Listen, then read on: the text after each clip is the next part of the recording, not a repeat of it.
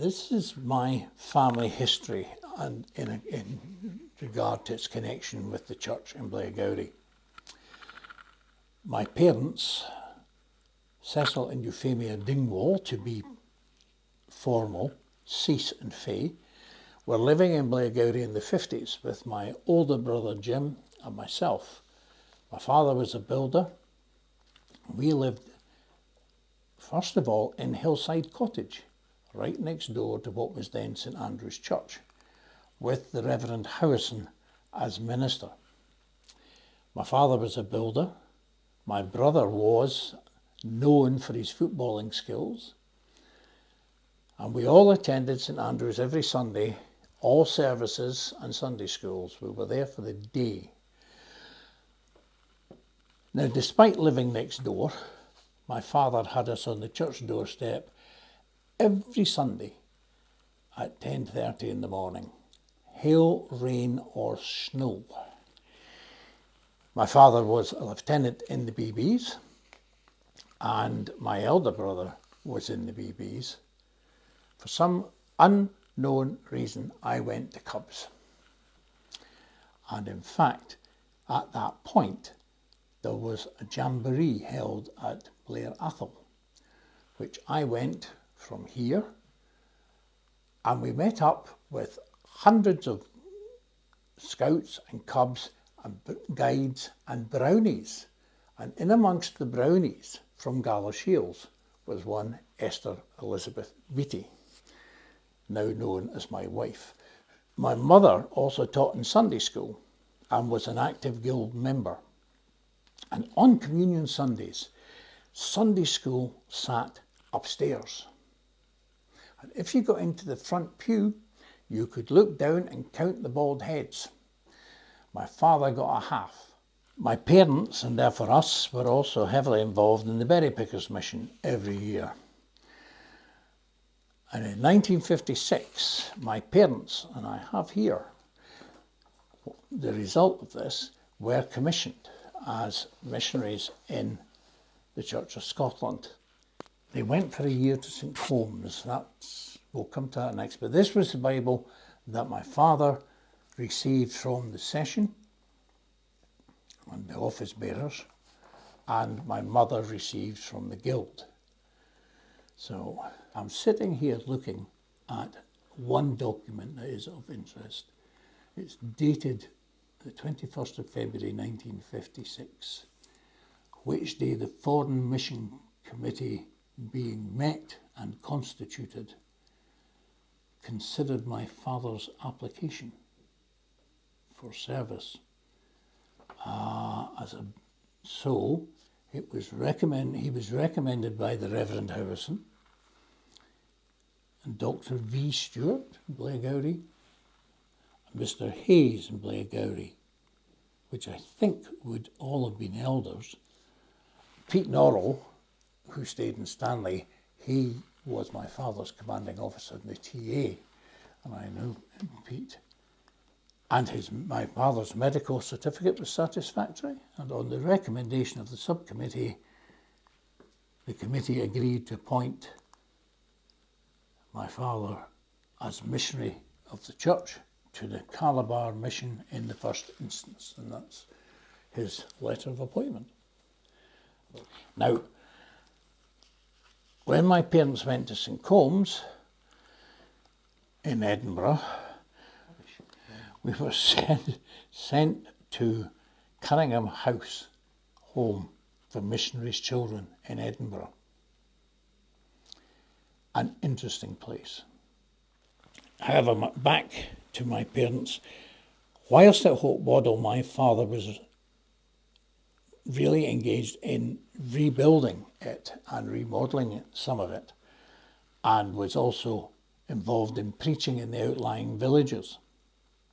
My mother was involved very heavily in rescuing abandoned baby girls, twins. This was the work that was started by Mary Slessor, and sadly still goes on. But when they came home, my mother couldn't take the heat. Nigeria used to be known as the white man's grave, and there was no white education for children. So we had to stay in Edinburgh while they went to Calabar. But my mother couldn't stand the heat and was very ill. In fact, so ill that they flew her home from Nigeria. Now this is in 56, 57. You didn't do things like that. If you were a missionary, you came by boat, banana boat. And they were home and they couldn't go back. She was told that she must not go back into that heat. It would kill her. So that was the end of the mission time. But we did that tour around Scotland while my father talked about the work of Hope Waddell and raised quite a lot of money for that. But my father then went to work at Wellington Farm Approved School for boys just outside Edinburgh. And coincidentally, the boys and staff came to Berrypick every year at Cluny. So once again, we were involved with the Berrypickers mission. In 2007, our son Andrew and Caroline, his wife, came to live in Blair and began to attend what is now the parish church. And in 2008, Andrew's oldest daughter, Cara, had a blessing service in the church. The Reverend Harry Mowbray was minister, and I was invited to take part in the service. When I finally retired from full-time ministry with the Church of Scotland, we moved to Blairgowrie, and we joined the parish church. And attending my first service there, I automatically went to the pew where I had sat over 65 years before. Now, if you'd asked me where we sat in the church, I couldn't have told you, but I just automatically went and sat at that pew. And we're now, I think, fairly involved. I even preach in the church at times. It seems amazing how God works at times, and he's brought me back to where I first realised how God worked through people's lives. I think my parents would be delighted that we are here and happy here.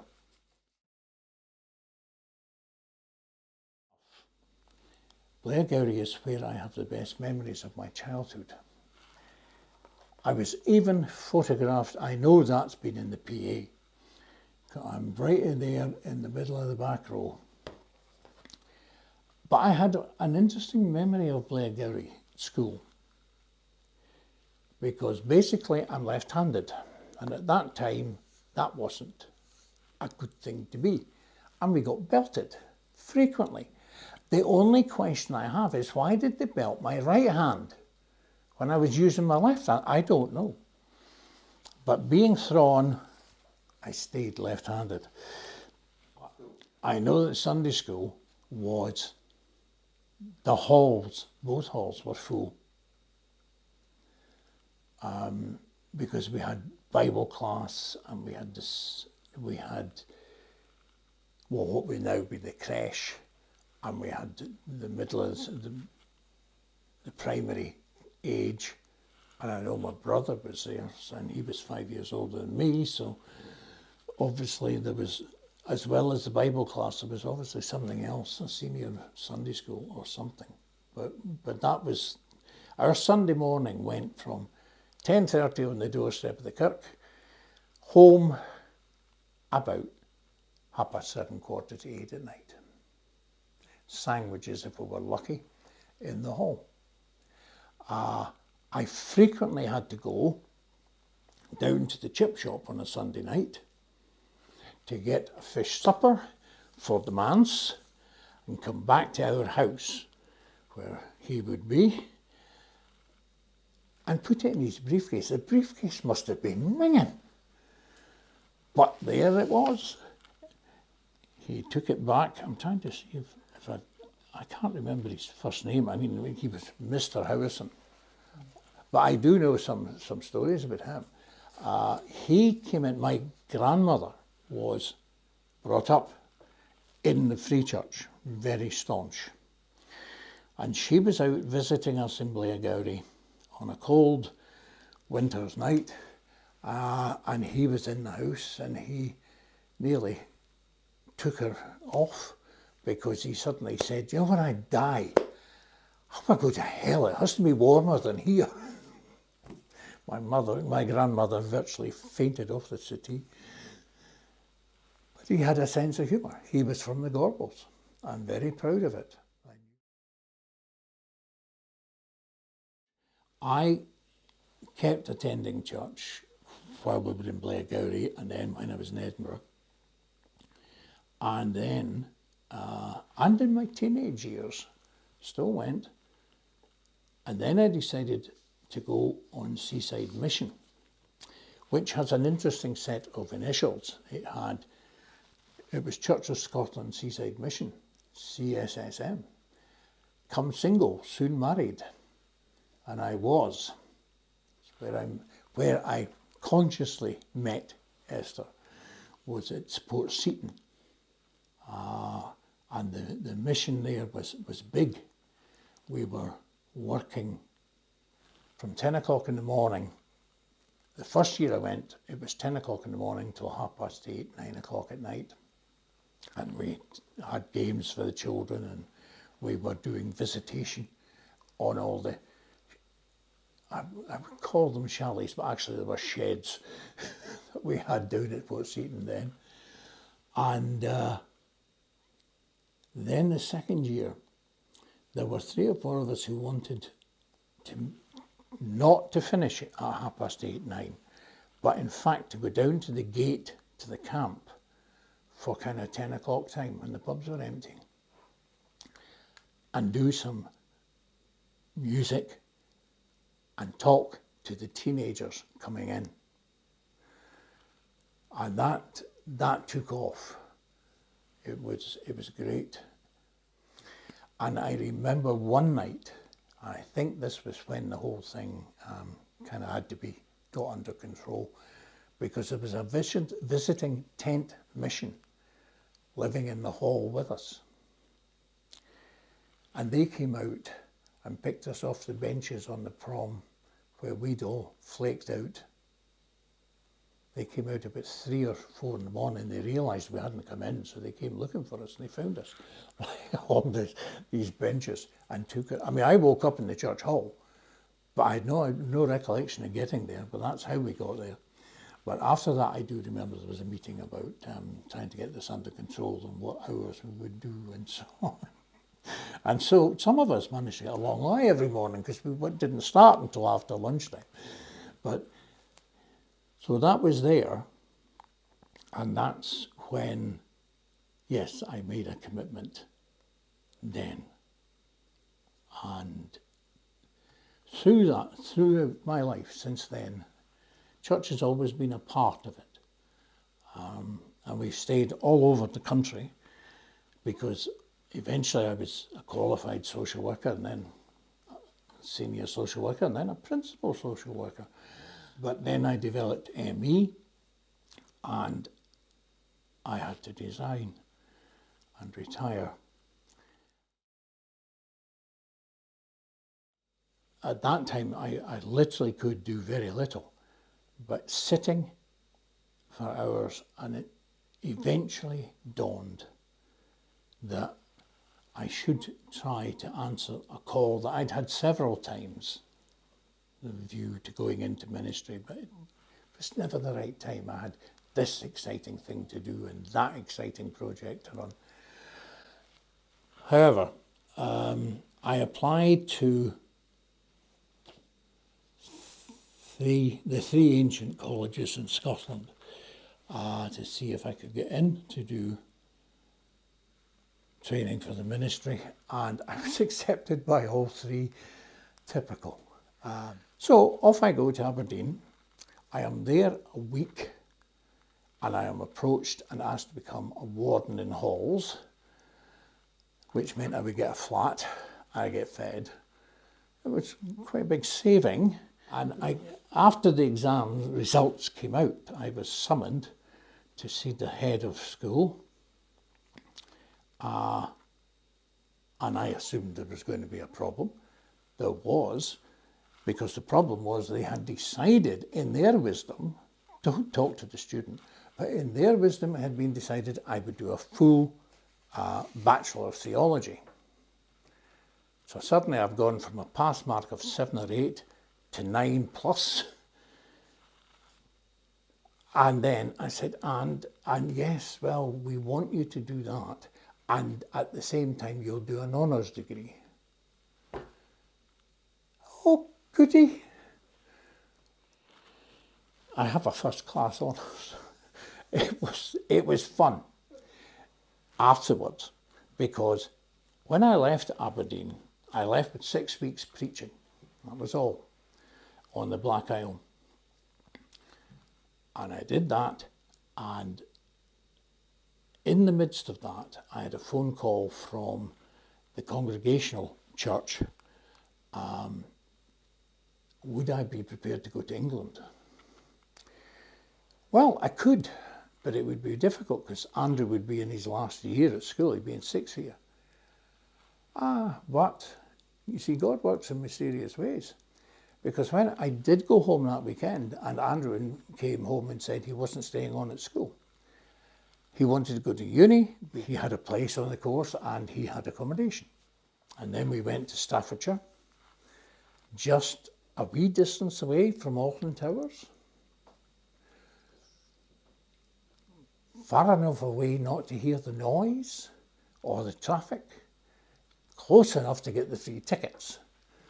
And my oldest grandson, who is now 27, was a young boy then. His father was serving abroad in the army, and so he and his mother intended to come over for his birthday to us, which was just at the time when the park reopened every year. So every year he went, and each year he was that bit bigger so he could go on a bigger ride. I don't think Craig will ever forgive me for giving up that charge. And we came to Perth and went to the Congregational Church in the centre of Perth. And then I was approached by a very good friend of mine. Bob said he had found a good parish for me, and he was full of the joys of this parish, which obviously was not going to be a small one. It went from just outside Huntly to the ski slopes, and it went across to the Deeside Road as well. It was just one of our smaller parishes. It had been 7 parishes, it was now 1. And we went to look at it, and we went to see it in the snow, which was probably the best time to go and look at it. And we got out of the car at the big church. Bob got out of the car at the big church, only he went into the snowdrift. And this was where I found a very interesting charge, because I suddenly discovered I would also be chaplain to the Lanark Highlanders. And I was told that the Lanark Highlanders played in the church. Now, the big church at Strathdawn was known as the Cathedral of the Glens. It's huge, and it's all wood inside. It's all wood. It's beautiful. And I couldn't figure this one out, because looking at it, there's walls along the edges of the church, and it's a gate, because it bounds in the graveyard, and I can't see how this pipe band can get in. So I go to see a piper, and I said to him, Ian, what's this nonsense? And he says, no, works easy. We play up from the village, come up to the church, come in the gate, down in the front door, go down the left-hand side of the aisle, playing. We stand at the front, we play till we're fed up, then we come back out the other aisle, and you get to do your bit. And that's how it worked. And it was fantastic. Absolutely unbelievable. But I was due to have major surgery on my neck, down to, from the top of my neck to the base of my shoulder blades. All the discs had to be replaced. And they were suggesting I had to take 6 months off. Now, can you imagine living in a manse next door to another church, and you're off for 6 months? Will you do Auntie Jeannie's funeral? Nobody will ken, and you know that Auntie Jeannie's got at least 100 cousins and they're all coming. So we decided I should retire. And we came to Kirriemuir. I don't know why we went to Kirriemuir, but we did. And I had my operation and I was fine. And then Presbytery, the Angus Presbytery, discovered I was fine. So I'm preaching around and that's okay, but then suddenly I'm asked if I'll go as a minister as a locum to Edzell. How long for? Oh, maybe long. 2 years later, I said to the presbytery clerk, what's happening with this charge? Because nobody's advertising it. Oh, we'll have a word with the elders and see. So they came back with an interesting thought that yes, I had done a very good job and they were very pleased and they'd like to keep me, but I was too old to become the minister. At which point I decided to go and become the minister at our Burlet, linked with, I can't remember what it is, it's another charge. Anyway, it was a linked charge, quite small and quite delightful. But after 2 or 3 years, I wasn't right and I didn't have the energy. But nobody could tell me what was wrong. So we decided I would retire again. So I retired. We moved from Burlet to Blairgowrie just as lockdown was happening. We got in time to register with the church and register with the GP. That was about it. And my GP sent me on a tour of X-ray facilities in Teesside, of which there are many. You know, I'm up in, from one end to the other. And that was when they discovered I had cancer in the kidney. And that operation was done, but then it was lockdown. So nothing was happening and I had a peaceful time recovering from that. But once I'd recovered from that, suddenly we seemed to have hit a tremendous scarcity of ministers. And I love preaching. I still feel called, and that's what I'm called to do. But at 76, which I'll be at Christmas, every week gets a bit much. I don't mind covering for some ministers' holidays or whatever. I don't mind doing that. But I do like to have 2 or 3 Sundays off. But it would appear that despite having retired, I'm no less in demand, and I'm delighted to preach. But just remember my age.